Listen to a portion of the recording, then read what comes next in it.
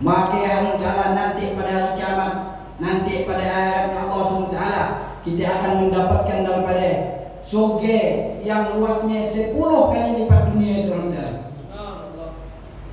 Kita akan menjadi rajanya di sini Allah Ta'ala.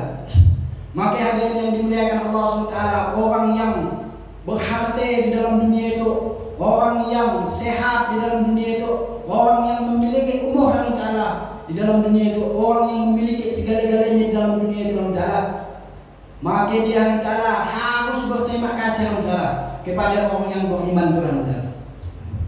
Karena apa hadirin yang dimuliakan Allah SWT, sesuai dengan sabda baginda Rasulullah SAW, apabila sudah tidak ada lagi orang yang mengucapkan kalimat la ilaha illallah Tuhan, maka dunia itu Allah Ta'ala sekejap mata Allah SWT akan kiamatkan. Maka apabila dunia itu dah kiamat Allah Ta'ala, nikmat harta, nikmat umur, bini yang cantik, anak yang banyak dan lain sebagainya Allah Ta'ala, pasti kita tinggalkan Allah Ta'ala. Maka orang yang kaya, orang yang sehat, yang ada umur Allah Ta'ala, harus berterima kasih kepada siapa Allah Ta'ala? Kepada orang yang beriman kepada Allah SWT. Maka hadirin yang dimuliakan Allah Subhanahu wa Ta'ala, begitu banyak Allah Ta'ala keuntungan-keuntungan apabila kita beriman Allah Ta'ala. Nanti Allah Ta'ala di dalam kubur Allah Ta'ala, setelah kita mati Allah Ta'ala, maka apa pertanyaan yang paling pertama Allah Ta'ala, yaitu masalah iman Allah Ta'ala. Man rabbuka, siapa Tuhanmu? Pertanyaan pertama kali di dalam kubur Allah Ta'ala, setelah malaikat datang kepada kita yang berdua tadi Allah Ta'ala, anak kita, keluarga kita, harta kita meninggalkan kita Allah Ta'ala, kecuali iman untuk tadi Allah Ta'ala.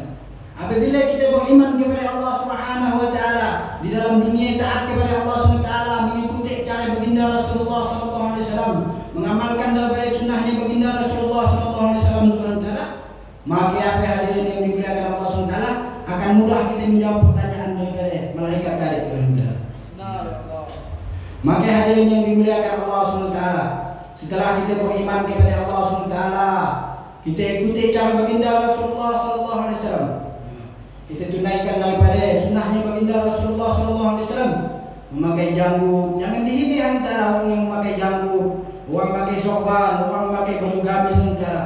Sesungguhnya dia adalah orang yang menghidupkan sunnah baginda Rasulullah SAW.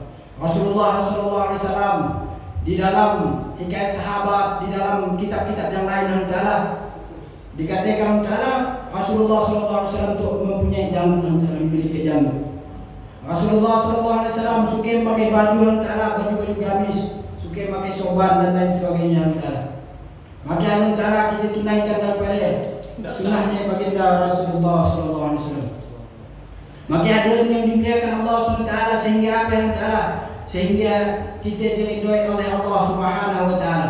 Maka Allah Ta'ala dikatakan Allah Ta'ala, padilah daripada kita menghidupkan sunnah baginda Rasulullah SAW. Rasulullah SAW katakan, man ahya sunnati faqad ahabbani wa man ahabbani kana ma'iya fil jannah. Barang siapa yang menghidupkan sunnahku, sungguh dia telah cinta kepada aku, kata Rasulullah SAW. Apabila dia telah cinta kepada aku Allah Ta'ala, maka bersama dengan aku di dalam surganya Allah Subhanahu wa Ta'ala, kata Rasulullah SAW. Maka hadirin yang dimuliakan Allah SWT, satu hari antara satu hari sabda baginda Rasulullah SAW, man ahya sunnati inda fasadi ummati falahu ajrahu mi'ati syahid. Orang siapa yang menghidupkan sunnahku, kata Rasulullah SAW, dikala rusaknya umat, pada saat itu umat rusak, banyak maksiat dan sebagainya. Orang siapa yang menghidupkan sunnahku dikala rusaknya umatku, orang dalam, maka baginya adalah 100 orang mati syahid adalah. Atau dalam hadis yang lain, dalam riwayat yang lain, 1 orang mati syahid. Maka hadirin yang dimuliakan Allah Subhanahu wa Ta'ala, bahasa antara keuntungannya antara apabila kita menghidupkan sunnah baginda Rasulullah SAW Tuhan Ta'ala. Maka antara Rasulullah SAW telah ajarkan kepada kita satu kali 24 jam, satu hari, satu malam 24 jam Ta'ala, menunaikan sunnah baginda Rasulullah SAW dari kita tidur sampai kita tidur lagi Ta'ala. Semuanya telah diajarkan oleh baginda Rasulullah SAW. bahkan apabila kita dalam WC, apabila kita menjimat istri kita dan lain sebagainya antara, ada sunnah-sunnah baginda Rasulullah SAW. Maka hadirin yang dimuliakan Allah SWT, apabila sunnah-sunnah itu antara kita pelajari antara, kita ingat-ingatkan antara, kita amalkan dalam kehidupan kita sehari-hari antara, apabila kita mati hadirin yang dimuliakan Allah SWT di dalam WC sekalipun antara, apabila kita menghidupkan sunnah baginda Rasulullah SAW, maka antara kita terhitung antara mati dalam keadaan taat kepada Allah SWT, mati dalam keadaan husnul khatimah. Maka hadirin yang dimuliakan Allah SWT, sunnah baginda Rasulullah SAW yaitu memakmurkan masjid-masjidnya Allah SWT. Maka Allah SWT firmankan antara di dalam Al-Quran, innama ya'muru masajidallahi man amana billahi wal yawmil akhir. Barang siapa yang memakmurkan masjid-masjid Allah Taala, maka dia adalah orang yang beriman kepada Allah dan beriman kepada hari akhir. Maka Allah Taala iman kita baru diakui oleh Allah SWT apabila kita telah memakmurkan daripada masjid-masjidnya Allah SWT.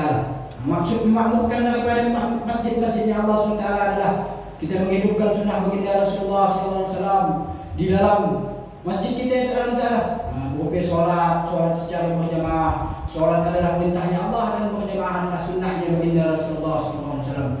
Mengaji, baca Al-Quran dan lain sebagainya Allah Taala. Maka Allah Taala pusat daripada suatu kampung itu Allah Taala adalah masjid itu Allah Taala. Apabila masjid-masjidnya itu makmur Allah Taala di sebuah kampung itu Allah Taala, maka Allah SWT akan turunkan keberkahan-keberkahan pada kampung kita. Suasana di kampung kita itu akan menjadi baik Allah Taala apabila kita memakmurkan masjidnya Allah SWT itu.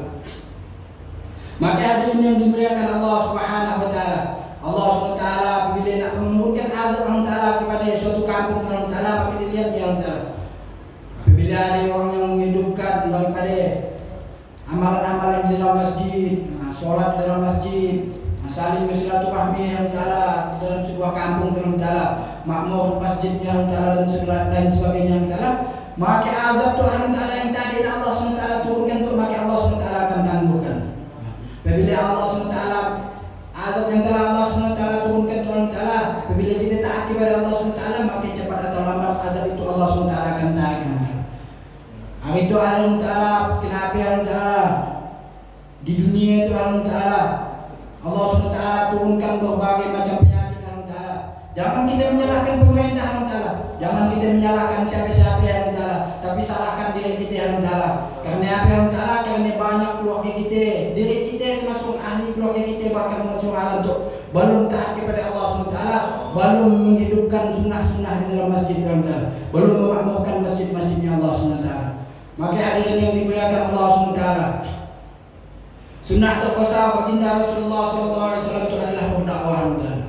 Maka Allah Taala seluruh Nabi hadirin yang dimuliakan Allah SWT, bahkan dikatakan ulama ada yang sampai 1.124.000 Nabi dan Rasul Allah SWT kirim di dalam dunia Allah Taala. Semuanya membawa kalimah la ilaha illallah, tiada Tuhan yang berhak disembah kecuali Allah. Maksudnya berdakwah Allah Taala disampaikan kepada hati-hati seluruh makhluk Allah Taala. Maka hadirin yang dimuliakan Allah Subhanahu wa taala, hari itu Allah Taala bila kita memulai dakwah Allah Taala, kita akan mendapati daripada bahkan orang-orang kampung kita, keluarga kita akan menantang daripada dakwah yang telah dibawa oleh baginda Rasulullah SAW. Maka masjid ditutup dan lain sebagainya Allah Taala. Padahal apa yang Allah Taala, padahal untuk menyelamatkan diri kita Allah Taala, untuk istilah diri kita itu, untuk istilah diri kita mengajak orang-orang yang sekeliling kita itu. Karena apa yang Allah Taala, hak tetangga Allah Taala, hak tetangga kita Allah Taala, haruslah kita ingatkan Allah Taala, harus kita ingatkan daripada mentaati perintahnya Allah Subhanahu wa taala. Hari itu Allah Taala, orang Allah Taala untuk hal dunia Allah Taala banyak itu kan ingatkan Allah Taala. Dalam diraja satu hari Allah Taala, dalam diraja satu bulan Allah Taala, maka ditambahi kawan Allah Taala tadi dengan kamu. Maka mak kau diraja dengan aku gaji sekian Allah Taala. Maka Allah Taala untuk perkara dunia sudah banyak orang yang mikirkan Allah Taala. Tapi untuk perkara akhirat Allah Taala hanya sedikit Allah Taala. Maka diri kita itu Allah Taala yang telah Allah SWT pilih Allah Taala. Walaupun kita belum berilmu Allah Taala, tidak punya ilmu Allah Taala, apa Allah SWT. Apabila